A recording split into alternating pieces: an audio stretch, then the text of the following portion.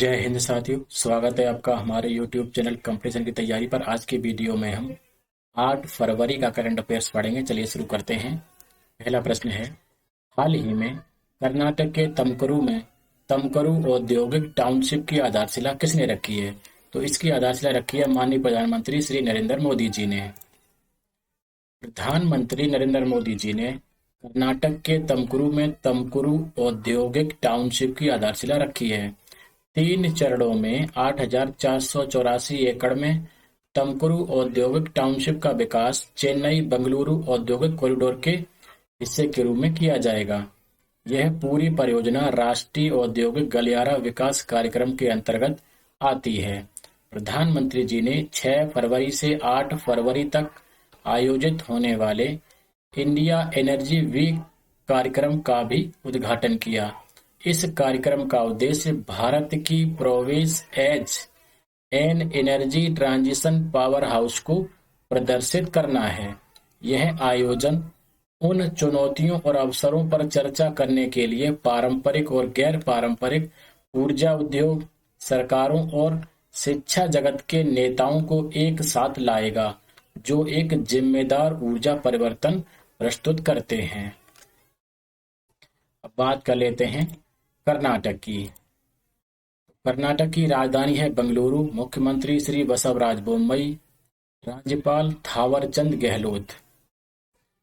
कर्नाटक के जो राष्ट्रीय उद्यान कौन कौन से हैं जो फेमस हैं? अंसी राष्ट्रीय उद्यान, बांदीपुर राष्ट्रीय उद्यान बहुत इंपॉर्टेंट है, बनेरघट्टा राष्ट्रीय उद्यान, कुद्रेमुख राष्ट्रीय उद्यान, राजीव गांधी राष्ट्रीय उद्यान। बांध कौन कौन से हैं कर्नाटक के? अलमट्टी बांध, कृष्णा राजा सागर बांध, तुंगभद्रा बांध और बाणी विलासा सागर बांध और शुपा बांध। पंजीकृत जीआई टैग कौन कौन से हैं जो प्रोडक्ट टैग को मिला है? चन्ना पटना खिलौने और गुड़िया, मैसूर सैंडल साबुन और मैसूर जैस्मीन। लोकसभा की 27 सीटें हैं, राज्यसभा की 12 हैं। राज की पशु हाथी है। प्रधानमंत्री जी ने हिंदुस्तान एरोनॉटिक्स लिमिटेड हेलीकॉप्टर कारखाने का उद्घाटन कहां पर किया है? तो ये किया है कर्नाटक के तमकुरु में।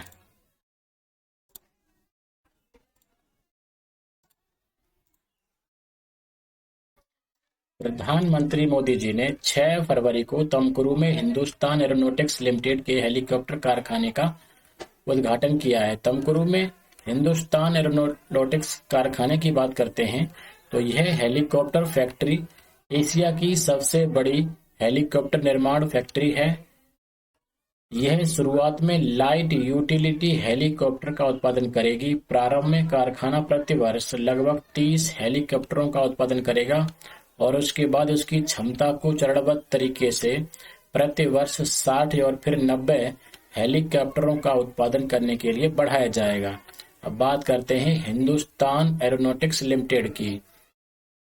तो हिंदुस्तान एरोनॉटिक्स लिमिटेड एक भारतीय राज्य के स्वामित्व वाली एरोस्पेस और रक्षा कंपनी है। 23 दिसंबर 1940 को स्थापित यह कंपनी दुनिया के सबसे पुराने और सबसे बड़े एरोस्पेस और रक्षा निर्माताओं में से एक है।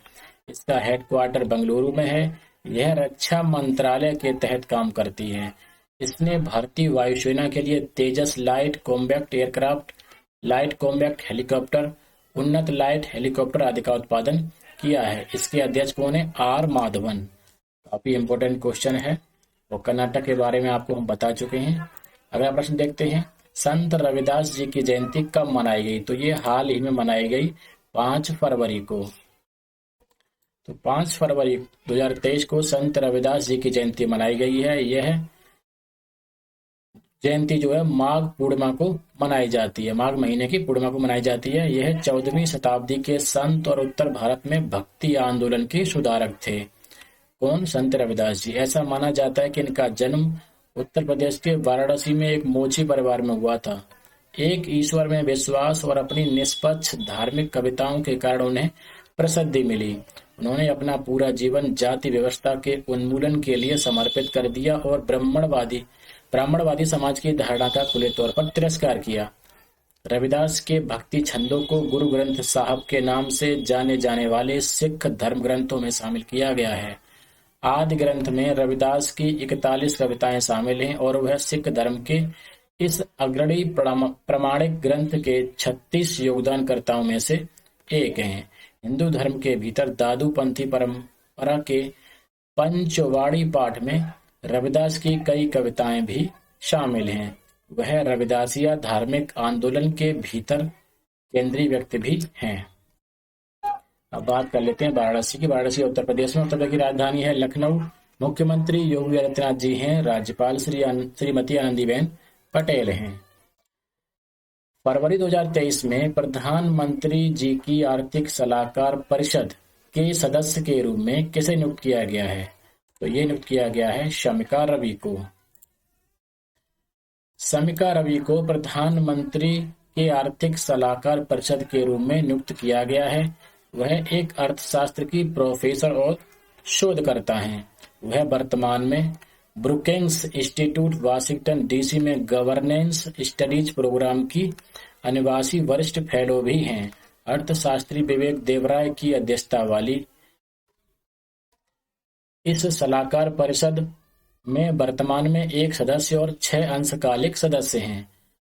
कुछ हाल ही की नियुक्तियों पर नजर डाल लेते हैं तो मॉर्गन स्टैनली ने फरवरी महीने में अरुण कोहली को भारत का नया कंट्री हेड बनाया है।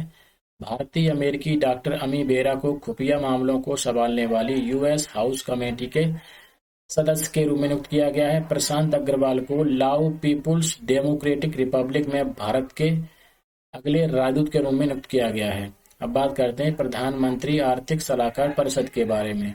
यह परिषद भारत सरकार को विशेष रूप से प्रधानमंत्री को आर्थिक और संबंधित मुद्दों पर सलाह देने के लिए गठित एक स्वतंत्र निकाय है। यह स्वप्रेरणा से या प्रधानमंत्री या किसी अन्य के संदर्भ में मुद्दों को उठा सकता है। परिषद तटस्थ दृष्टिकोण से भारत सरकार को प्रमुख आर्थिक मुद्दों को उजागर करने का कार्य भी करती है। नीति आयोग इसकी नोडल एजेंसी के रूप में कार्य करता है। इंपॉर्टेंट पॉइंट है नीचे वाला। अगला प्रश्न है 6 फरवरी को लता मंगेशकर जी की पहली पुण्यतिथि मनाई गई। उन्हें किस वर्ष भारत रत्न मिला था? तो उन्हें मिला था 2001 में। 6 फरवरी को लता मंगेशकर जी की पहली पुण्यतिथि मनाई गई। 6 फरवरी सन 2022 को उनका देहांत हो गया था। उन्हें स्वर कोकिला और भारत की कोकिला के नाम से भी जाना जाता है। वह 1974 में लंदन के प्रसिद्ध रॉयल अल्बर्ट हॉल में ब्रेन ऑर्केस्ट्रा के साथ प्रदर्शन करने वाली भारत की पहली संगीतकार थीं। उन्होंने संगीत उद्योग में उनके उल्लेखनीय योगदान के लिए 1974 में सर्वश्रेष्ठ महिला पार्श्व गायिका बेस्ट फीमेल प्लेबैक सिंगर, 1989 में पद्म विभूषण और 2001 में भारत रत्न का राष्ट्रीय वो पुरस्कार जीता। उड़ीसा के प्रसिद्ध रेत कलाकार सुदर्शन पटनायक ने लता मंगेशकर की पहली पुण्यतिथि के उपलक्ष्य में एक कलाकृति बनाई थी। उड़ीसा के पुरी समुद्र तट पर उन्होंने 6 फुट ऊंची एक रेत की मूर्ति बनाई। इस पर लिखा था, भारत रत्न लता जी को श्रद्धांजलि, मेरी आवाज ही पहचान है। अगला प्रश्न है, अमेरिका में हाउस कमेटी ऑन इंटेलिजेंस का सदस्य किसे बनाया गया है? तो ये बनाया गया है डॉक्टर अमी बेरा को। भारतीय अमेरिकी लोग अमेरिका में प्रमुख हाउस कमेटियों के सदस्य बने हैं। तो हाउस कमेटी ऑन इंटेलिजेंस की सदस्य कौन बनी है? डॉक्टर अमी बेरा। बेरा जो है वो सदन की विदेश मामलों की समिति की सदस्य भी हैं। अमेरिका और चीन के बीच रणनीतिक प्रतिस्पर्धा पर समिति जो बनी है उसके सदस्य कौन बने हैं? राजा कृष्णमूर्ति। यह समिति चीन से अमेरिकी हितों के लिए बहुआयामी राजनीतिक, सुरक्षा, तकनीकी, आर्थिक और रणनीतिक खतरे का आकलन और जांच करेगी और सिफारिशें करेगी। अगली समिति है आप्रवास पर उप समिति। इसकी सदस्य कौन बनी है? प्रमीला जयपाल। वह अमेरिकी प्रतिनिधि सभा के लिए चुनी जाने वाली पहली दक्षिण एशियाई महिला हैं। मातृभूमि सुरक्षा और लघु व्यवसाय पर समितियां, इसके जो सदस्य हैं वो कौन कौन है? श्री थानेदार, शामल थानेदार, ठीक है। और सदन में सबसे नए भारतीय अमेरिकी हैं ये लोग। अब बात कर लेते हैं यूएसए की। तो राजधानी है वाशिंगटन डीसी, मुद्रा है डॉलर, और अमेरिका 50 राज्यों वाला एक देश है। इसकी स्थापना 4 जुलाई 1776 को हुई थी। अमेरिका दुनिया की सबसे बड़ी अर्थव्यवस्था है। क्रय शक्ति समानता के हिसाब से दूसरी सबसे बड़ी अर्थव्यवस्था है। राष्ट्रपति जो बाइडेन है, उपराष्ट्रपति कमला हैरिस है। अगला प्रश्न देखते हैं। फरवरी महीने में अमित शाह जी ने झारखंड के किस जिले में 450 करोड़ रुपए के इफ्को नैनो यूरिया तरल उर्वरक संयंत्र की आधारशिला रखी है? तो ये जिला का कौन सा है? देवघर, देवघर जिला। गृह मंत्री अमित शाह जी ने झारखंड के देवघर जिले के जसीडीह में 450 करोड़ रुपए के इफ्को नैनो यूरिया तरल उर्वरक संयंत्र की आधारशिला रखी है। भारतीय कृषक उर्वरक सहकारी लिमिटेड इफ्को की है 5वीं उर्वरक इकाई है। इंपोर्टेंट, उर्वरक संयंत्र सालाना जो है वो 6 करोड़ नैनो यूरिया की बोतलों का उत्पादन करेगा और झारखंड, बिहार, पश्चिम बंगाल और उड़ीसा के किसानों को उन उर्वरकों की आपूर्ति करेगा। बात कर लेते हैं इफ्को की। तो इसका फुल फॉर्म है इंडियन फार्मर्स फर्टिलाइजर कोऑपरेशन। इसकी स्थापना 3 नवंबर 1967 को नई दिल्ली में हुई थी। इसका हेडक्वार्टर भी नई दिल्ली में है। इफ्को एक बहुराज्य सहकारी समिति है। यह पूरी तरह से भारत की सहकारी समितियों के स्वामित्व में है। यह उर्वरकों के निर्माण और विपणन का कारोबार करती है। 1967 में 57 सदस्यों के साथ शुरू हुई सहकारी समिति आज प्रति व्यक्ति जीडी पर टर्नओवर के हिसाब से दुनिया की सबसे बड़ी सहकारी समिति है। यह भारत की सबसे बड़ी उर्वरक निर्माता भी है। बात कर लेते हैं झारखंड की। झारखंड की राजधानी है रांची। पंजीकृत जीआई टैग जो है वो किसको मिला है? सोहराई खोबर पेंटिंग को। राष्ट्रीय उद्यान कौन कौन से हैं? हजारीबाग राष्ट्रीय उद्यान, पलामू राष्ट्रीय उद्यान और बेतला राष्ट्रीय उद्यान। मुख्यमंत्री हेमंत सोरेन जी हैं, राज्यपाल रमेश बैस। इस योजना के तहत भारतीय रेलवे ने गुजरात की विरासत को प्रदर्शित करने के लिए गरवी गुजरात यात्रा की शुरुआत की है। तो उस योजना का नाम है एक भारत श्रेष्ठ भारत योजना। इंपॉर्टेंट क्वेश्चन है, इसके आने की संभावना रहेगी। भारतीय रेलवे ने गुजरात की विरासत को प्रदर्शित करने के लिए एक भारत श्रेष्ठ भारत योजना के तहत गरवी गुजरात यात्रा की शुरुआत की है।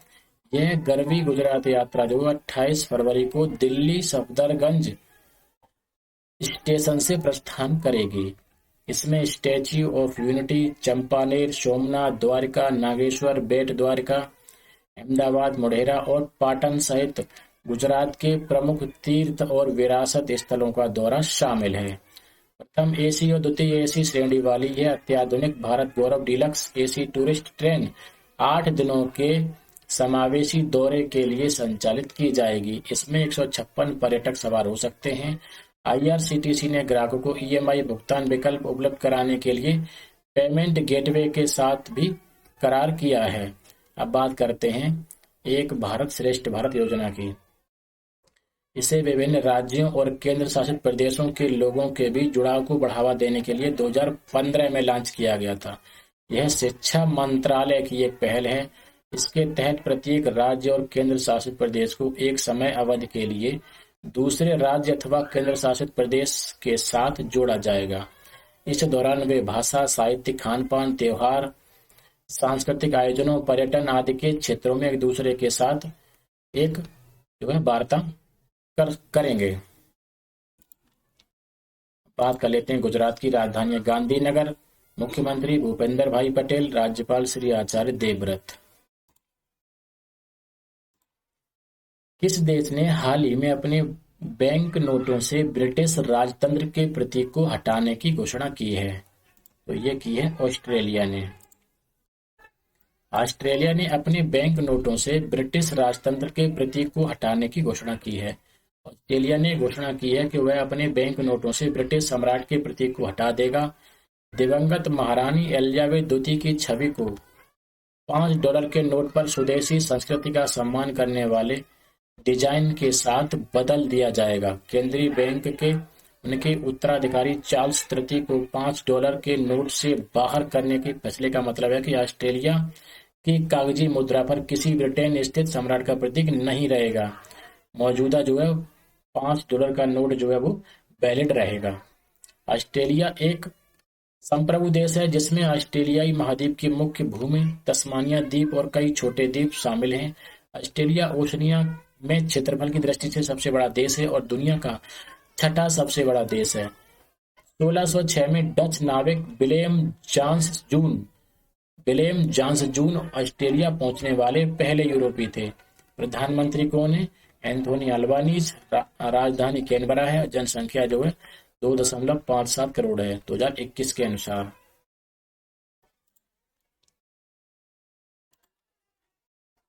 किसने मातृभूमि इंटरनेशनल फेस्टिवल ऑफ लेटर्स के चौथे संस्करण में मातृभूमि बुक ऑफ द ईयर पुरस्कार जीता है?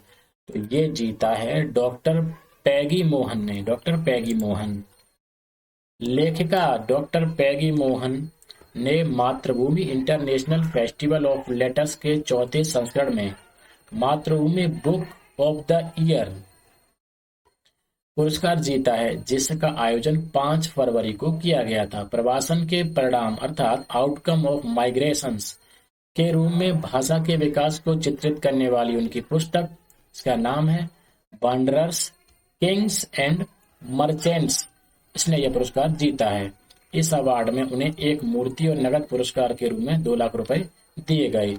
डॉक्टर पैगी मोहन को यह अवार्ड नोबेल पुरस्कार विजेता अब्दुल राज़क गुरनाह ने इस समारोह के समापन के दौरान दिया। अब बात करते हैं मातृभूमि इंटरनेशनल फेस्टिवल ऑफ लेटर्स की।